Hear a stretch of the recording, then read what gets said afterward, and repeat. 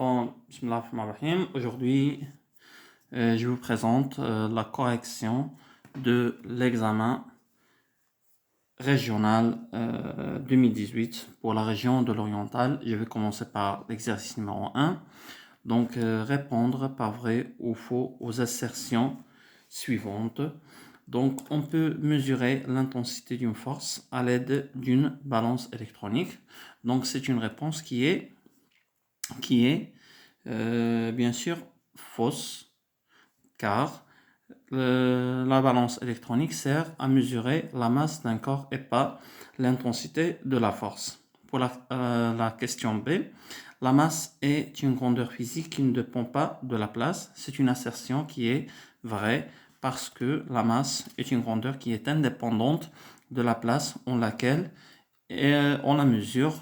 En effet, elle dépend seulement de la quantité de matière, c'est-à-dire le nombre de molécules que contient une matière donnée. Pour l'assertion C, la vitesse de Soufiane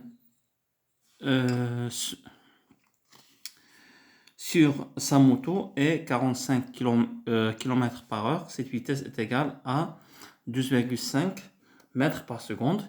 Ici, ce qui est demandé, c'est de transformer, c'est de passer du kilomètre à l'heure à l'unité internationale de la vitesse qui est le mètre par seconde. Donc, pour faire cette question-là, donc, on doit tout simplement diviser 45 par 3,6 pour passer du kilomètre par heure au mètre par seconde, pour trouver enfin que c'est 12,5 mètres par seconde, qui est une réponse qui est juste. Donc, pour la question suivante, une action mécanique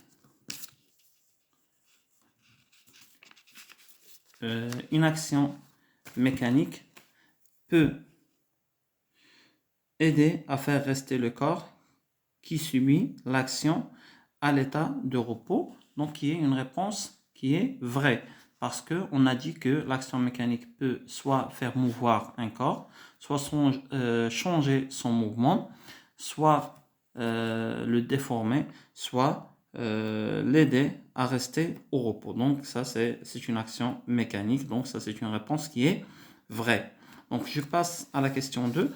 Recopie les phrases suivantes sur ta copie, puis remplis le vide avec ce qui convient, référentiel, accéléré, translation. Donc ici, la première des choses, c'est de recopier les questions sur la copie des solutions.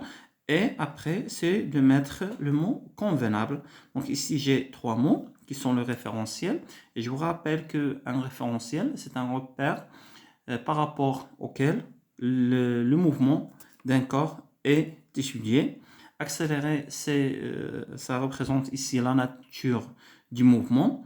Donc on a dit que la nature du mouvement, il peut être soit uniforme, soit accéléré, soit décéléré. Ici, accéléré, on dit que le mouvement est accéléré lorsque quoi?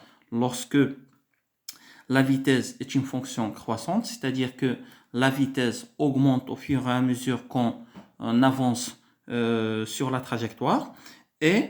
Ou bien on peut aussi dire que les distances parcourues pendant des durées égales constituent une fonction croissante au cours du temps. Translation, c'est un type de mouvement à côté de la rotation. Bon, je vais commencer par la première assertion. Le mouvement ou le repos d'un corps solide est déterminé à l'aide d'un autre corps qui s'appelle, ici, c'est le référentiel. Donc, c'est le référentiel, c'est le corps par rapport auquel on utilise le mouvement, qui est bien sûr un repère d'espace. D'accord? Accéléré, donc je vais lire les distances parcourues par un mobile croît pendant des durées temporelles égales si son mouvement est bien sûr ici accéléré. Il faut faire ici très attention parce qu'il y en a deux mots qui mènent à confusion, qui sont accéléré et translation. Accéléré, normalement, ça représente la nature du mouvement, mais translation, ça représente le type du mouvement. Je passe à la question C. Un solide, ou bien la proposition C, un solide est en mouvement de si la direction de n'importe quel segment lié à ce corps reste inchangée. Donc, il s'agit bien sûr d'une translation.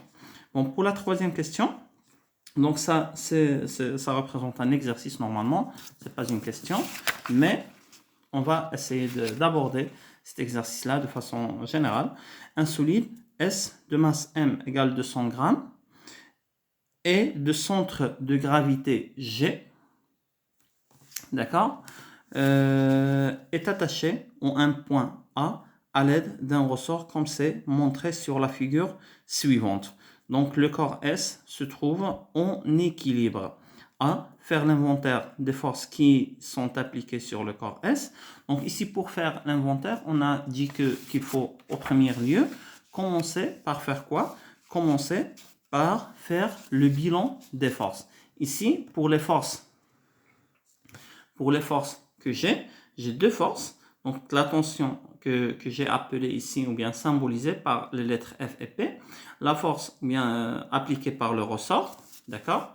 Donc parce que le ressort tire le corps S vers le haut. Et la deuxième force, c'est le poids du corps S, qui est tout simplement la force de la gravitation universelle appliquée par la Terre sur le corps S, parce que la Terre tire toujours le corps vers le bas.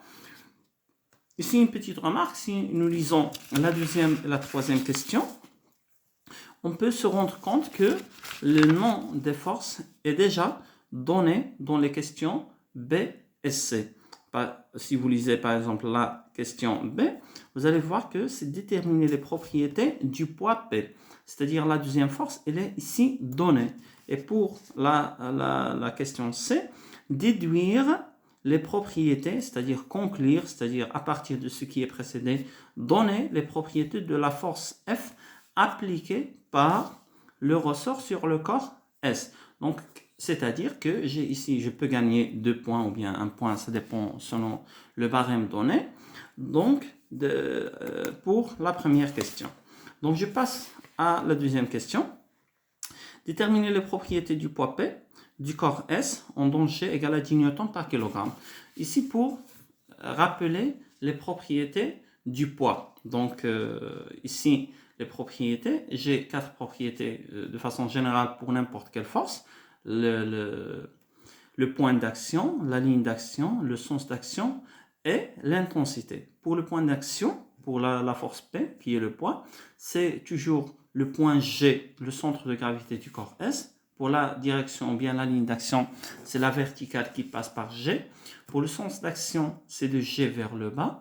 Et pour l'intensité, je peux la calculer à partir de la relation bien connue qui est le poids, ou bien l'intensité du poids qui est égale au produit de la masse par l'accélération de la pesanteur, ou bien l'intensité du champ de gravitation qu'on note par G, qui est donné aussi dans l'exercice qui vaut ici comme valeur. Donc c'est 10 newtons par kilogramme. Donc ces propriétés sont à apprendre par cœur pour toutes les questions. Donc c'est ici, j'ai déjà noté.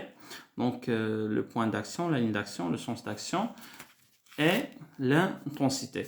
Comme remarque, je dois faire passer ici l'intensité, ou bien la masse du gramme, parce que j'ai 200 grammes au kilogramme. Donc je dois soit multiplier par 10 puissance moins 3, soit diviser par 1000, parce que le gramme n'est pas l'unité internationale de la masse, mais le kilogramme, c'est l'unité internationale. Donc si je dois faire passer au kilogramme, après je multiplie par 10 qui est la valeur de G, et je trouve enfin avec la calculatrice 200 fois 10 puissance moins 3 fois 10 qui vaut 2 newtons. Maintenant, la conclusion des propriétés de la force F. Bon, pour commencer, donc ici, j'ai aussi, pour n'importe quelle force, j'ai 4 propriétés. Donc, je vais commencer par le point d'action. Donc, c'est le point A, le point de contact entre S et le ressort, qui est ce point-là. D'accord? parce que ça, il s'agit d'une action mécanique qui est localisée.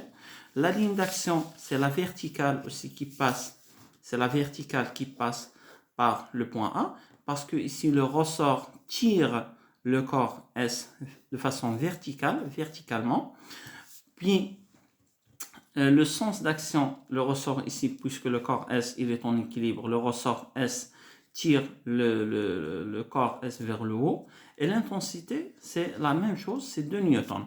Donc j'ai besoin de faire une petite démonstration, justification, pourquoi j'ai choisi comme intensité 2 newtons. Donc ici, si vous remarquez la question, j'ai ici dans la question, le corps S il est en équilibre. Le corps S se trouve en équilibre, cette phrase-là.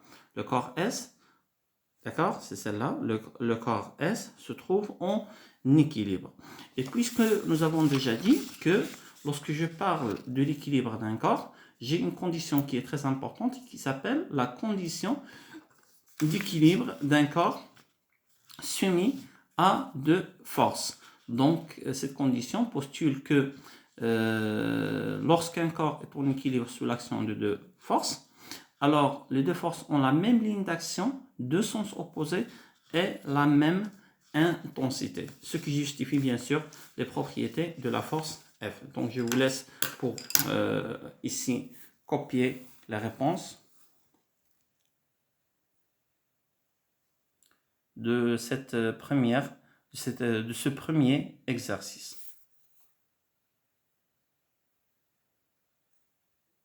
Bon, je passe maintenant au deuxième exercice, qui est un exercice qui concerne le chapitre de l'électricité. Aussi, j'ai ici des questions de cours, il s'agit des questions vrai ou faux. L'unité internationale de la puissance électrique est le watt, pardon. Donc ça, c'est une assertion qui est juste, parce que la puissance électrique est exprimée en watts. 1 kWh, c'est 3,6 fois 10 puissance 3 joules. Donc ça, c'est une question qui est fausse, parce qu'un kWh, c'est 3,6 mégajoules, qui est 3,6 fois 10 puissance 6, pas 10 puissance 3.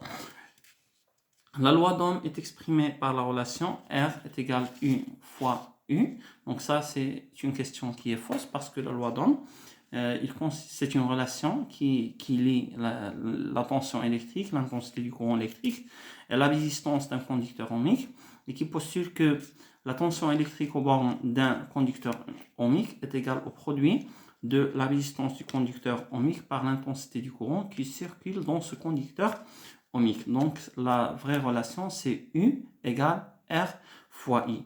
Pour la question C, bien la question D, l'énergie électrique consommée pendant une durée delta T par un appareil de chauffage de résistance R et E égale à I au carré delta T divisé par R.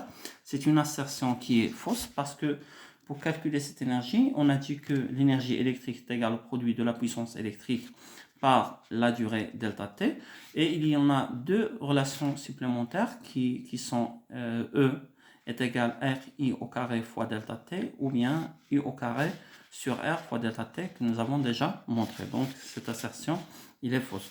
Ici, comme remarque, on n'est pas demandé de démontrer pourquoi nos réponses sont vraies ou fausses. Cependant, il est indispensable de savoir le pourquoi, parce que ça montre que l'élève a bien compris sa leçon ou non.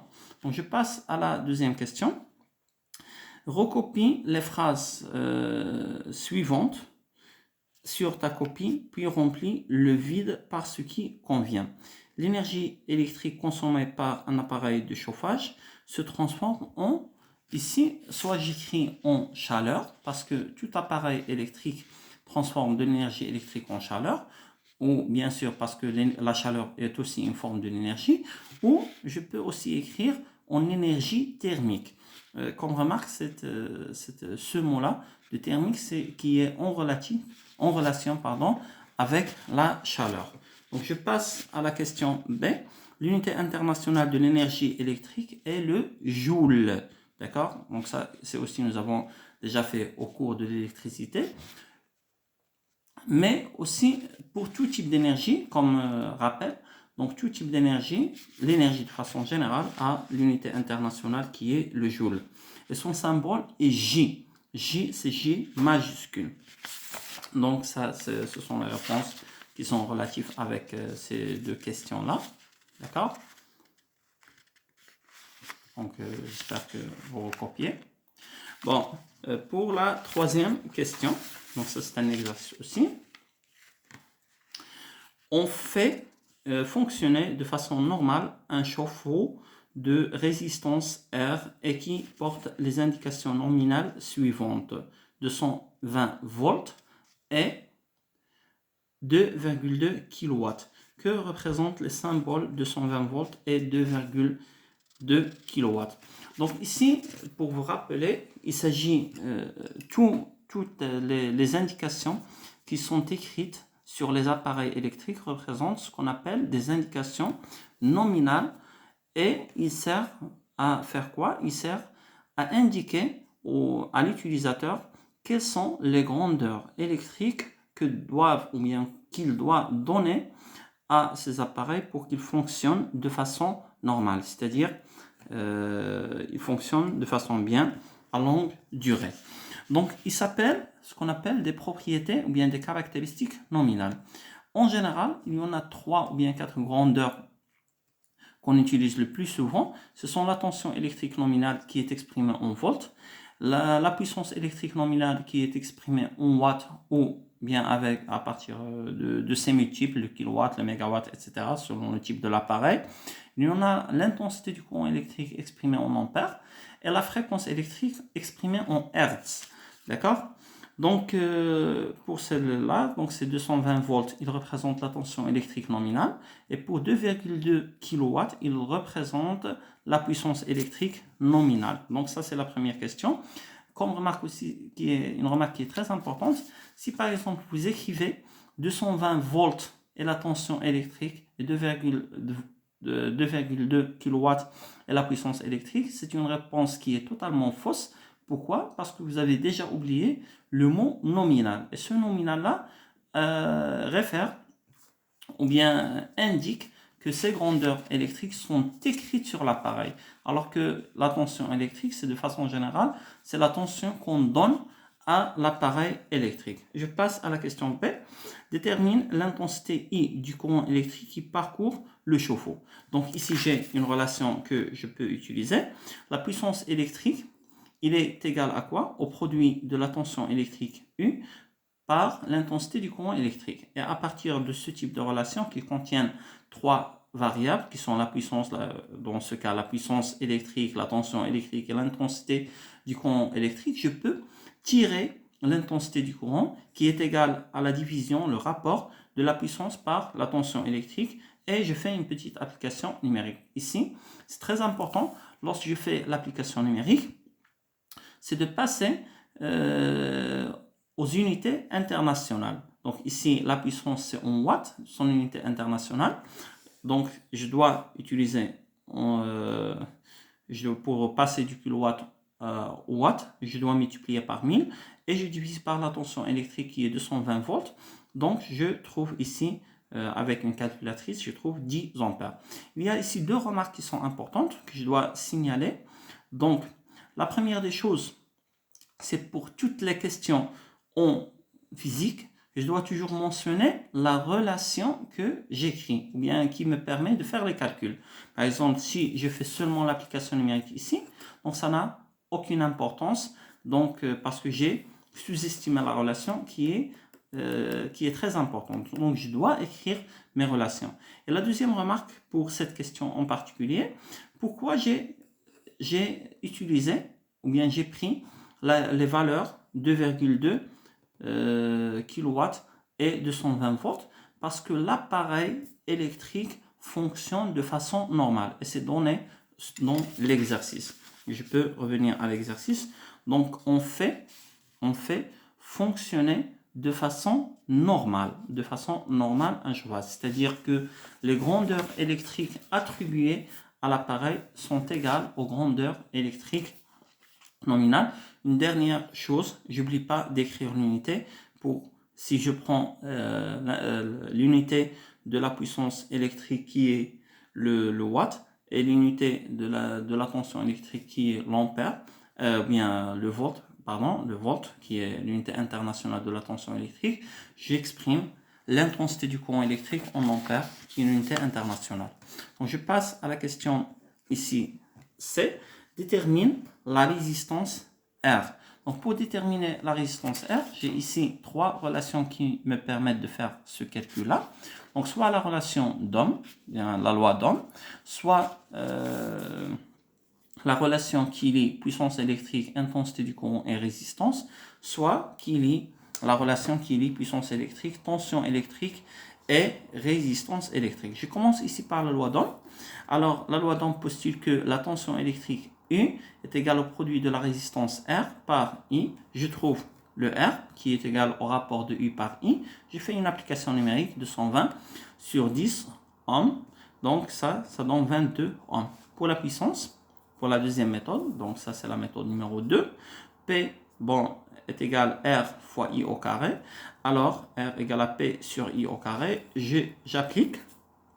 Donc c'est 2200 divisé par 100, ça donne 22 ohms. Ici, c'est très important de mentionner, bien sûr, qu'on ne doit pas faire toutes les relations à la fois. J'ai besoin de faire une seule méthode pour trouver ma réponse. Mais c'est préférable de ne pas utiliser ici ces deux relations. Pourquoi? Parce que je me suis basé sur l'intensité du courant électrique que j'ai déjà déterminé dans la question qui est précédente. Alors si par exemple j'ai trouvé ici une valeur qui est fausse, alors automatiquement ça va entraîner que R est fausse. Donc je vous conseille d'utiliser ici cette relation et pas dans tous les exercices. D'accord? Donc ici la relation qui est convenable, CP est égal U au carré divisé par R. Pourquoi?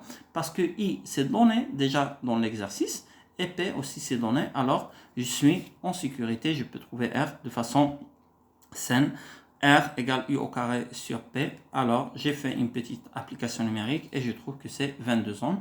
Donc, je trouve que c'est le même résultat qui se répète par les trois méthodes. Donc, une seule méthode est suffisante pour réaliser ce calcul. Je passe à la question D. Bon, la question D postule que le chauffe-eau fonctionne pendant delta T égale à 5 heures. Calcul en wattheure, donc ici l'unité, il est bien donné l'énergie électrique consommée pendant cette durée.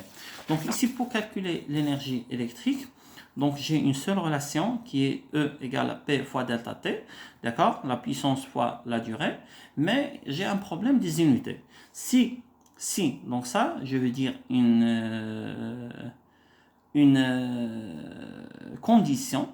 Donc si E est exprimé en joules, qui est l'unité internationale de l'énergie électrique, je dois exprimer la puissance P en watts et la durée delta T en secondes. Mais si j'exprime P en watts, delta T en heure, je ne trouve pas l'unité internationale de l'énergie qui est le joule, mais une autre unité qui est le wattheure. D'accord? Alors, c'est une unité fonctionnelle qu'on utilise souvent. Donc, je vais une application numérique, ça va donner 2200 x 5.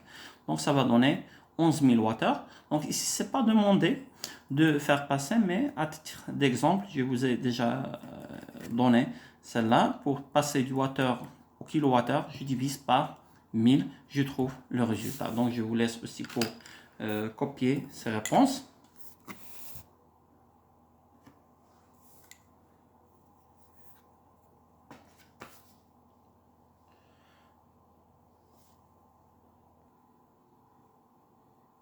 Alors maintenant, je passe à l'exercice numéro 3, qui s'agit d'un problème. Ça ressemble un peu au problème que vous faites en mathématiques. Une voiture 2, d'accord? Une voiture 2 suit une voiture 1 sur une trajectoire rectiligne lorsque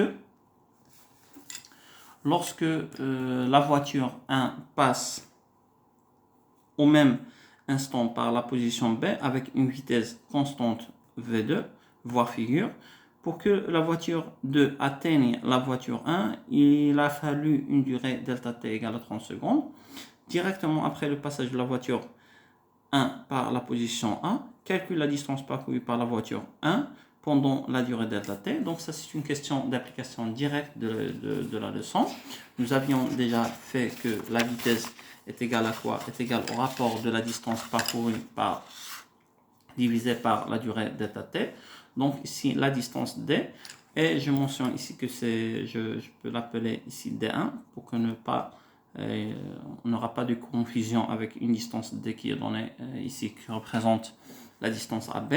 Donc cette D1 est égale au produit de la vitesse V1 par delta T. Je trouve que cette V1 égale G. Donc ça c'est une donnée 72 km par heure. Je la fais passer en mètres par seconde, c'est-à-dire je dois diviser par 3,6. En fait, un petit calcul donne 20 mètres par seconde. Après delta t, c'est déjà donné, c'est 30 secondes. Une application numérique, 20 fois 30, ça donne 600 mètres. La question 2, qui est un peu délicate à faire. Donc, déterminer en mètres par seconde la vitesse V2 de la voiture. Donc, pour atteindre la voiture V1, bien sûr. Donc, ici, pour bien comprendre la définition. Donc, si déterminons la distance parcourue par la voiture 2. Donc la distance D2 parcourue par la voiture 2 sera égale à D, qui est ici quoi? Qui est la distance AB, de B jusqu'à A. Après, je lui ajoute la distance que doit parcourir la voiture 1, d'accord? Donc lorsque, par exemple, parce qu'ils commencent au même instant, d'accord? Celle-là et celle-là, ils commencent au même instant.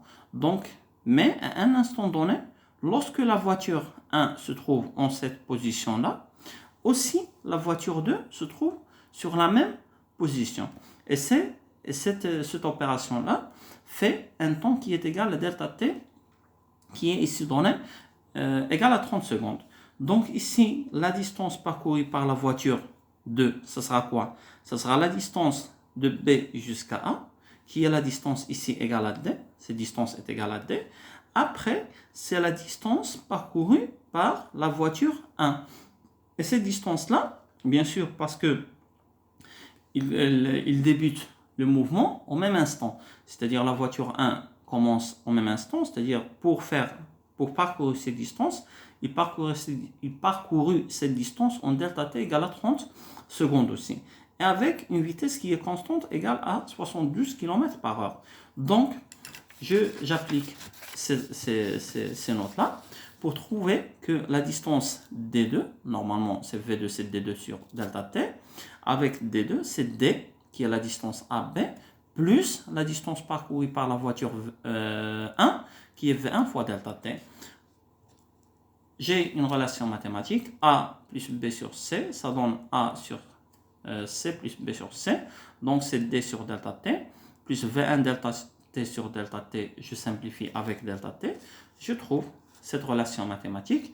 Après une application numérique, D c'est déjà donné sur l'exercice, c'est 300 mètres, à ne pas confondre avec le D1 que nous avons déjà trouvé ici, ça n'a rien à voir, et donc plus 20, parce que c'est 72 km par heure, on l'a déjà transformé en mètres par seconde, ça donne 20 mètres par seconde. Donc je fais une application numérique. Ici, c'est pas demandé de transformer en km par heure, mais à titre d'exemple, je l'ai déjà transformé en km par heure, donc je multiplie par 3,6 et je trouve que c'est 108 km par heure. Donc je vous laisse aussi photocopier cet exercice si vous voulez le refaire chez vous. Donc on a déjà terminé cet examen-là, donc c'est l'examen de 2018, la région de l'Oriental. Je vous remercie pour votre attention, donc à la prochaine avec une autre vidéo, donc avec vous, professeur Khalil Yousfi. Au revoir.